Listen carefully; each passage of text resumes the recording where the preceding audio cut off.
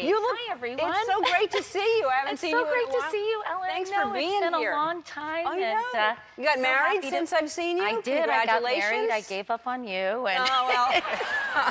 I got married about 2.5 years ago to the greatest guy. Oh, that is such a cheesy photo, isn't it?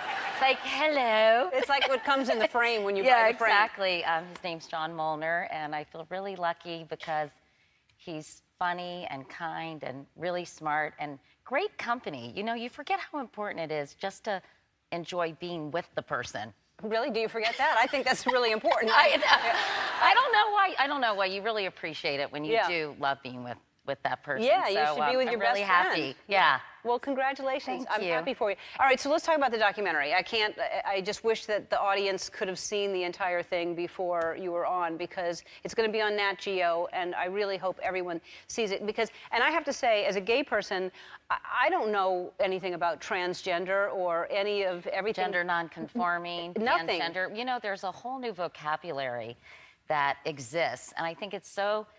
There's such a generational divide. I think young people, I don't know if you all have college-age kids or younger, it's much more open and accepted, I think, for people to not fall into this binary that I was raised, you know, with this whole boy, girl, blue, pink.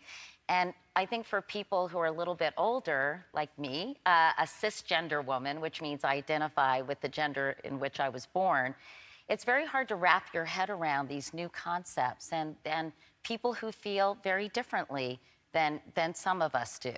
And I wanted to explore it and give people the vocabulary and the tools to have a real conversation about it, because I think a lot of hatred, you know, and Ellen, I think you know about this from your own experience, comes from fear, and fear comes out of ignorance. Yep. And if we help to explain things and understand things and appreciate the biological factors that go into gender, then things will really change in terms of our openness and understanding. Well, that's why I think it's so fascinating. Like I said, just because I'm gay doesn't mean I understand people that are, you know. Well, sexual orientation, as you learn, Yes. is completely different than gender identification, and oftentimes people conflate those two things.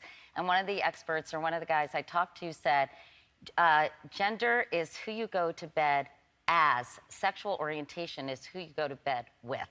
So there's a real distinction there. And so when you talk about gender as who you go to bed as, like, you know, I go to bed as a woman, I live as a woman, that's who I am, and that's just because I'm gay doesn't mean I have a different gender identity in my head.